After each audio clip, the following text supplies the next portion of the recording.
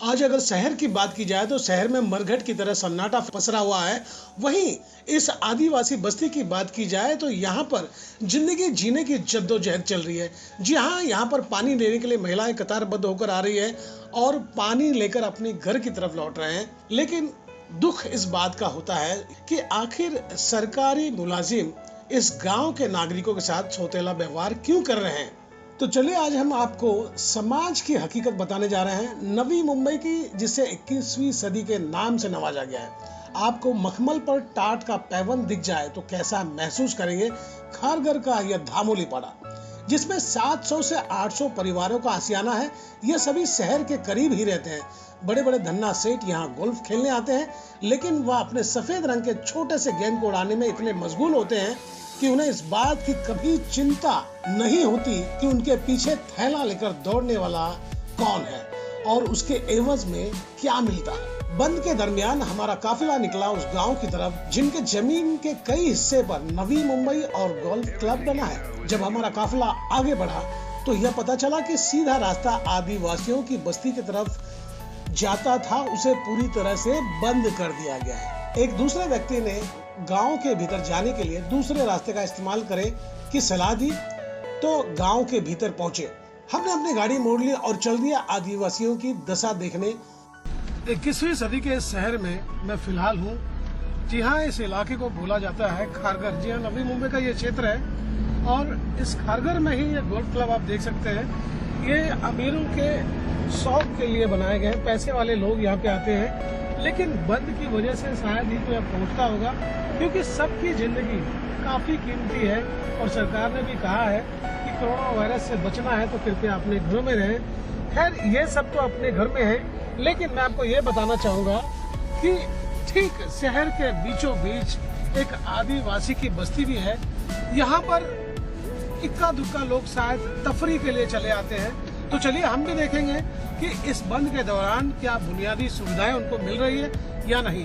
मैं आपको दिखाना चाहूंगा, इतने खूबसूरत वादियों के बीच एक छोटा सा गांव है, लेकिन उसको कितनी बुनियादी सुविधा मिली है ये सड़क को देखकर ही समझा जा सकता है। अब हम उस आदिवासी के गांव की तरफ जाते हैं। पहले तो आपने देखा कि रास्ते बहुत खूबसूरत थे, लेकिन अब यहाँ से ऊबड़ खाबड़ रास्तों की शुरुआत होती है। हालांकि थोड़े बहुत प्रयास किए गए हैं। बुनियादी सुविधा की बात की जाए तो सड़क पहले से कुछ बेहतर अब यहाँ बना दिए गए हैं। अब हम लोगों से मिलेंगे और जानेंगे कि इस बंद के दरमियान उसकी जीवन किस तरह से चल रही है, कैसे उनका समय गुजर रहा है, क्या उनको राशन पानी की व्यवस्था है और वो कैसे जी रहे हैं, अपने जीवन के दिन कैसे व्यतीत कर रहे हैं। देखिए, ये गाँव की शुरुआत हो गई और यहाँ से आदिवासियों की बस्ती की शुरुआत है। यहाँ आदिवासी लोग रहते हैं जिनको बुनियादी सुविधा कितनी मिल रही है, यही कोशिश करेंगे, यही जानेंगे और देखेंगे कि उनका जीवन कैसे गुजर रहा है। क्योंकि बंद की वजह से सारे कल कारखाने बंद हो चुके हैं और ये सभी कहीं ना कहीं काम करते हैं और जिसकी वजह से इनको रुपए मिलते हैं और जिससे ये लोग अपना जीवन व्यतीत करते हैं। लेकिन बंद की वजह से फिलहाल सब कुछ ठप सा हो गया है। आप देख सकते हैं कि यहाँ पर पानी के टैंक रखे गए हैं और जिससे लोगों को पानी की आपूर्ति की जाती है। और वहीं आपको बताना चाहूंगा, ये छोटा सा विद्यालय है, आदिवासियों के लिए बनाया गया है, जो फिलहाल इस पर ताले लग गए हैं। आप देख सकते हैं कि लोग किस तरह से पानी ले लेकर अपने घरों की तरफ जा रहे हैं। चलिए मैं उतरकर आपको दिखा दूं कि आज स्कूल की क्या दशा है। क्या वो विद्यालय जो यहाँ पर आप देख रहे हैं अब तक शुरू है या नहीं, गाँव वालों से पूछेंगे। आप देख सकते हैं यही वो विद्यालय है जहाँ फिलहाल ताला लटक गया है और कुछ बच्चे हैं जो छत पर बैठे हुए हैं, समय व्यतीत कर रहे हैं। उन्हें पता नहीं कि क्या बात है, क्या करना चाहिए। वहीं हमें 2 से 3 लोग मिले जिन्होंने यह कहा कि सिडको इन आदिवासियों के साथ सौतेला व्यवहार कर रही है। आदिवासी महिला जो पानी लेने आई हुई थी, उनसे बातचीत की गई। उनका कहना था कि 3 महीने के बाद यहाँ पानी आया हुआ है।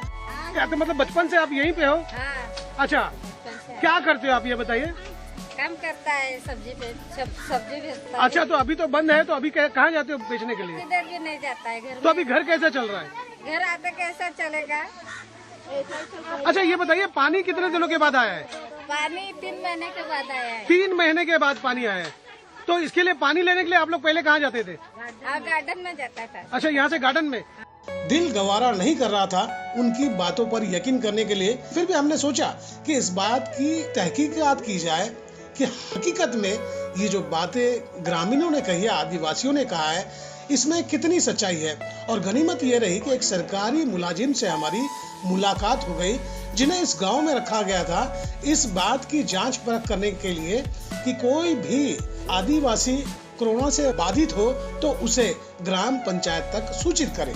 उनसे जब पूछा गया कि हकीकत में क्या यह सच है कि 3 महीने के बाद यहाँ पर पानी आया है, तो उनका भी यही कहना था कि जी बिल्कुल ये सच है। अब देखिए आदिवासियों की तकलीफें किस तरह से बढ़ी हुई है। पिछले 3 महीनों से यहाँ पर पानी नहीं है। और कुएं की दशा में आपको एक नजारा दिखाना चाहूंगा। जिस तरह से आप इस कुएं को देख सकते हैं, ये कुआं लगभग पूरी तरह से सूख चुका है और इसमें अभी टैंकर आके थोड़ा बहुत पानी डाला है। आप देख सकते हैं कि एक वो जो हंडी है जिससे पानी निकालने का प्रयास किया जा रहा था वो नीचे गिर चुका है, लेकिन उसे निकालने के लिए काफी कसरत करना पड़ेगा। और ये आप देख सकते हैं साइड में एक पत्थर लगे हुए हैं, यानी पत्थर के जरिए वो नीचे उतरेगा तब जाके वो हंडी निकलेगी। और सबसे दुख की बात यह है कि जिला परिषद के जो कर्मचारी हैं या फिर जो उनके मुखिया हैं, उन तक शायद ये शिकायत नहीं पहुंची है कि गांव के लोग बूंद बूंद को तरस रहे हैं और इनकी दिक्कत को। हालांकि मैंने अभी यहाँ पे जिला परिषद के लोग आए हुए हैं जो आज उनका कहना है कि आज पानी आया, लेकिन ताज्जुब की बात यह है कि आज पानी आया तो 3 महीने से पानी क्यों नहीं था। यहाँ पर यहाँ के नागरिकों को राम भरोसे छोड़ दिया गया है। शहर को लग के 21वीं सदी का शहर है और उसी शहर को लगकर यहाँ पे आदिवासी लोग रहते हैं जो बद से बदतर जिंदगी जीने को मजबूर है। बुनियादी सुविधा की जो यहाँ पर मिलनी चाहिए वह ना के बराबर है और बंद के दरमियान उसकी हालत और भी दयनीय है। आप देखिए जिला परिषद के वो, आप यहाँ पे आइए, आपसे बात करना चाहेंगे। ये जिला परिषद के लोग हैं जिनका कहना है कि आज पानी आया। ये बताइए, आपका नाम बताइए, क्या नाम है आपका? घरत जी, वही रुकिए। ये बताइए कि तुम इधर आओ। ये बताइए कि आप कितने दिन से यहाँ पे आ रहे हो? महीने को दर महीना आता है। दर महीने आते हो? तो दर महीना आने के बाद आपको नहीं दिखता था कि यहाँ का कुआं सूखा हुआ है, यहाँ के लोगों को पानी नहीं मिल रहा है, तो इसकी शिकायत आपने ऊपर की, अपने अधिकारी को बताया? अधिकारी को, पंचायत समिति को बोलो। आपने पंचायत समिति को बोल के अपनी जिम्मेदारी खत्म कर दी, लेकिन उसके बावजूद 3 महीने से यहाँ पानी नहीं आया, यही कहना चाहते हो ना? तो ये मान के चले कि पंचायत समिति के जितने भी लोग हैं वो सिर्फ अपने एसी के कमरे में मस्त होकर पड़े हुए हैं और यहाँ के लोगों की तकलीफ देखने वाला कोई नहीं। तो अभी आपने देखा कि यही हकीकत है यहाँ की। यहाँ के मतलब गरीबों की जो जिंदगी है बद से बदतर होती जा रही है और देश की दशा के बारे में आपको तो पता ही है, उस पर कहने की जरूरत नहीं, सबको पता है। लेकिन आप सोचे कि 21वीं सदी के शहर में अगर इस तरह से लोग पानी के लिए तिल तिल तरसते रहेंगे तो उनकी जिंदगी किस तरह की होगी, कल्पना की जा सकती है। आज नागरिक घरों में बैठकर देश का हाल टीवी पर देखते हैं, उसी को हकीकत मान लेते हैं, पर हकीकत इससे कहीं अलग है जो या तो हम देखना नहीं चाहते या फिर गोदी मीडिया के लिए या कोई खबर नहीं है। आज किसी रईस का कुत्ता मर जाए तो वह खबर बन जाती है, वहीं कोई इंसान कुत्ते की मौत मर जाए, वह भी भूख प्यास से तड़प कर, तो यह खबर नहीं बनता और लोगों को उससे कोई सरोकार भी नहीं है। गांव के भीतर हमने देखा कि यहाँ कोरोना का कोई खौफ नहीं था, ना ही उन्हें डर था अनजानी बीमारी का। यहाँ के लोगों की सोच शायद इस तरह की हो गई होगी कि बीमारी जब होगी तब होगी, पर कहीं प्यास से तड़प कर मौत ना हो जाए।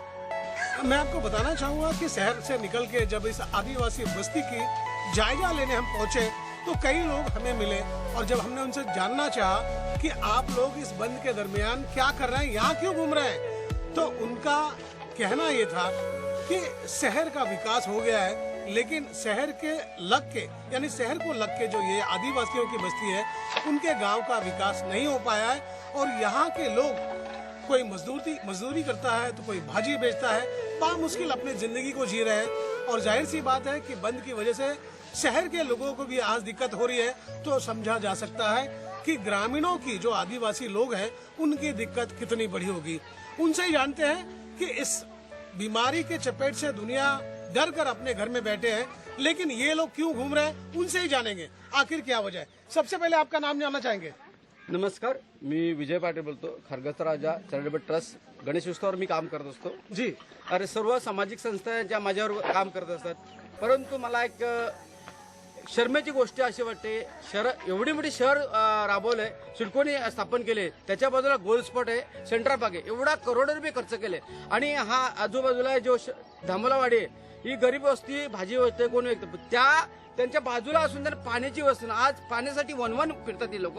एकदम लाजिरवाणी गोष्ट आहे की सिडकोला या गोष्टीची दखल घेतली पाहिजे. खरोखर बेकार वाटलंय पाहून. मी आज इथे अन्नदान वाटण्यासाठी आलो होतो, पण त्यांचे जे हाल बघितलं, असं सिडकोने तरी करू नये. सिडकोने अत्यानात खर्च किती केलेच, कुठे वाटतात पाणी ते मला समजत नाही. पण ज्या गरिबांना तुम्ही जर सिडकोला शहरामध्ये लागून जरी झोपडपट्टी नाही, धामोलवाडी जी जुन्या पिढी आहे, त्यांची आज अवस्था बघून आम्हाला स्वतःला लाज वाटते. आम्ही या शहरामध्ये राहतो. यहाँ रोकना चाहूंगा मैं आपको। जैसा कि जानकारी मिली है कि यहाँ पे जितने भी पैसे वाले हस्ती है, जो अमीर आदमी है, जो गोल्फ करने आते हैं गोल्फ खेलने के लिए, अब ऐसा सिडको के लोगों को या अधिकारी को लगता होगा कि जैसे शहर पे ये जो है ना रेशम पे टाट का पैबंद है ये गांव, और ऐसा पहले भी सुनने में आ रहा था कि इस गांव को यहाँ से विस्थापित किया जाना है.